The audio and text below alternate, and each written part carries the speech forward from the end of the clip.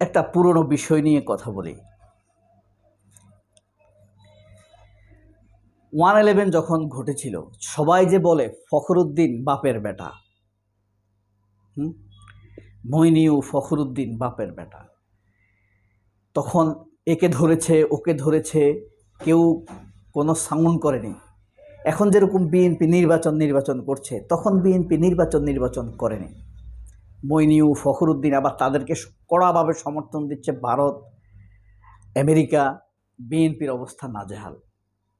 সেই সরকারটা ছিল মানে আওয়ামী লীগকে ক্ষমতায় আনবে, এই অবস্থায় ছিল। আওয়ামী লীগ ক্ষমতায় আসবে। কিন্তু দেখেন, আওয়ামী লীগ কিন্তু সেই সরকারকে ডিস্টার্ব দেয়নি, তাড়াতাড়ি নির্বাচন দাও, এটা করো সেটা করো, এরকম কোনো রকম ডিস্টার্ব দেয়নি। এখন যে ডক্টর ইউনূসের সরকার আসছে, এখন বিএনপি ক্ষমতায় আসবে ভাব, কিন্তু এই সরকারকে কেউ মানছে না।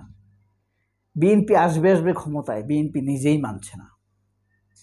তখন কিন্তু শেখ হাসিনা, মইনিউ ফখরুদ্দিন ভারতপন্থী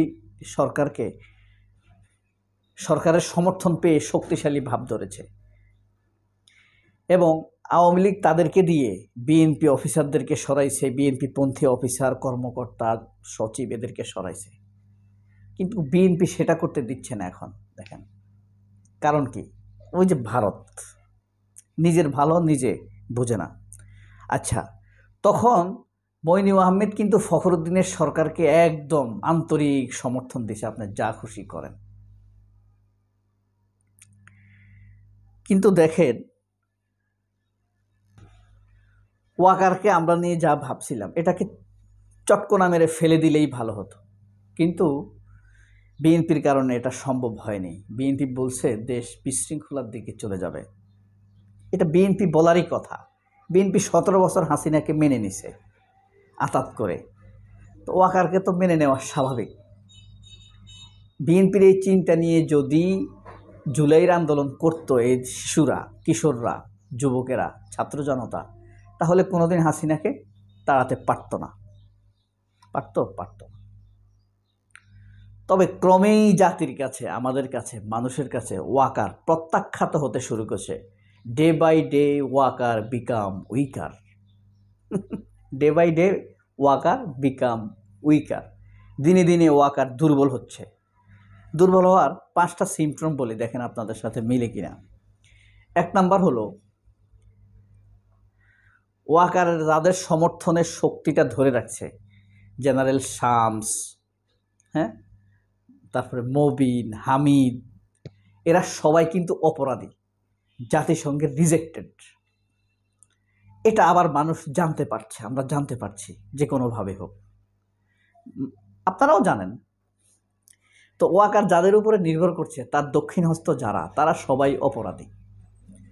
এটা ওয়াকারের একটা নৈতিক দুর্বলতা।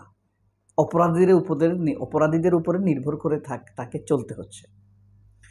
ওয়াকার ধরেন, এই যে ভিপি নূরকে যেভাবে সেনাবাহিনীর লোকেরা পিটাইছে, গত 1 বছরে হাসিনা পালানোর পর থেকে একটা আওয়ামী লীগের লোককে এভাবে পিটাইছে সেনাবাহিনী?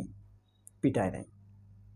এটা দিয়ে জনতাদেরকে থ্রেট দিছে, যাদের পয়সায় ওয়াকার খায় পরে চলে, ওয়াকারের বউ বাচ্চারা খায় চলে, তাদেরকে থ্রেট দিছে ওয়াকারের নির্দেশ ছাড়া এটা হয় নাই। যদি তার নির্দেশ ছাড়া হইতো বা তার সংশ্লিষ্ট না থাকতো, তাহলে দায় স্বীকার করে মানুষের কাছে ক্ষমা চাইতো, ভুল হয়েছে, করে ফেলছে ভুল, এইভাবে সে বলতো। কিন্তু সে এটা বলে নাই, এড়িয়ে গেছে, মিথ্যা কথা বলছে এখানে মব হয়েছে, আমাদের সাথে মিথ্যা কথা বলছে ওয়াকার।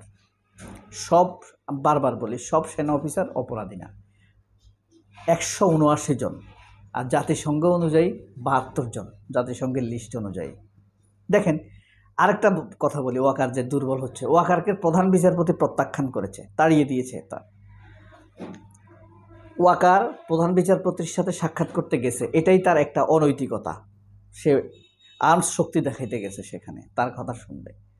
কিন্তু যতটুকু জানা গেছে, রিফাত রশিদ আইনমন্ত্রী, প্রধান বিচারপতি তার কথা শুনে নাই। ওয়াকার চাইছে তার যে অপরাধী সেনারা আছে, তাদের বিচার হয় সামরিক আদালতে হোক, আর নয়তো যদি সিভিল আদালতে হয়, জুডিশিয়ারিতে, তাহলে তাদেরকে যেন লামসাম বিচার করে ছেড়ে দেওয়া হয়, নির্দোষ প্রমাণ করে, এরকম একটি আশা ওয়াকার করেছিল। কিন্তু প্রধান বিচারপতি এখন পর্যন্ত তার এই নির্দেশ বা শক্তি কথা, ইলিগেল কথা, অনৈতিক কথা মানে নাই। ভারতের প্রতি আনুগত্যশীল কর্তৃত্ববাদী, আওয়ামী কর্তৃত্ববাদী শেখ হাসিনার নিয়োজিত সেনাপ্রধান ওয়াকার এভাবে নৈতিকভাবে দুর্বল হয়ে যাবে। বাণীটা আমার খুব ভালো লাগে, নিজের মাথায় আসছে তো। Day by day walker become weaker. তো সে দেশের প্রতি তার কোনো আন্তরিকতার ছিটে ফোঁটা আমরা এখন পর্যন্ত দেখি নাই। তার কাজ, ধ্যান জ্ঞান হলো হাসিনার কথা শোনা, ভারতের নির্দেশ ফলো করা, আওয়ামী লীগ পরিবারকে রক্ষা করা, এই হইল তার কাজ। আচ্ছা, একটা প্রশ্ন আপনাদের করব, যারা এই পর্যন্ত ভিডিওটা দেখেছেন 6 মিনিট পর্যন্ত, এরকম কি হতে পারে যে ওয়াকার বিএনপির উপরে ভরসা করতে পারতেছে না? ভরসা বলতে এই পর্যন্ত ইতিহাসে যারা বিএনপির উপকার করেছে, বিএনপি তাদের ক্ষতি করেছে। এখন ওয়াকার যদি বিএনপির উপকার করে, বিএনপিকে ক্ষমতায় আনে, তাহলে বিএনপি ওয়াকারের ক্ষতি করবে। ওয়াকার হয়তোবা এটা ভাবছে। সুতরাং আজ হোক কাল হোক শেখ হাসিনার বা আওয়ামী লীগের লাইন ধরে থাকলে মৃত্যুর পরে হইলেও আওয়ামী লীগ একটা সম্মান দিবে, বা ভারত একটা সম্মানের ব্যবস্থা করবে, বা যে দেশে যে প্রচার মাধ্যম এগুলো তার পক্ষে থাকবে যদি সে আওয়ামী লীগের বা ভারতের পক্ষে থাকে। আপনি কোনো লোক যদি আওয়ামী লীগের বা ভারতের পক্ষে থাকে, তাহলে প্রথম আলো বলেন, 71 টিভি বলেন, আর টিভি বলেন, এনটিভি বলেন, কেউ তার বিপক্ষে বলবে না, তাকে হিরো বানাবে। তো ওয়াকার ভাবছে, আমি ভারত হাসিনার লাইন নিয়েই থাকি, তাহলে আমাকে আর মিডিয়া সমালোচনা করবে না। ওয়াকারের এই ভূমিকা যদি ধরেন উল্টে হতো, বিএনপি পক্ষে হতো, তাহলে মিডিয়া যে কত ভয়ঙ্করভাবে তার বিরুদ্ধে লাগতো। আপনি দেখবেন ইন্ডিয়ান মিডিয়া ডক্টর ইউনূসের বিরুদ্ধে, এদেশের ছাত্র জনতার বিরুদ্ধে যেভাবে জঙ্গি রব তুলেছে, ওয়াকারের বিরুদ্ধে কিন্তু তারা কোনো কথা বলে না। তারা ওয়াকারের পক্ষ নিয়ে শক্ত অবস্থান ধরে আছে যে ওয়াকার ঠিক আছে। খেয়াল করেছেন নিশ্চয়ই। বরং মাঝে মাঝে তারা ওয়াকার অসহায় হয়ে আছে এরকম কথা বলে। হ্যাঁ, জঙ্গিদের কারণে অসহায় আমরা, এদেশের মানুষ জঙ্গি।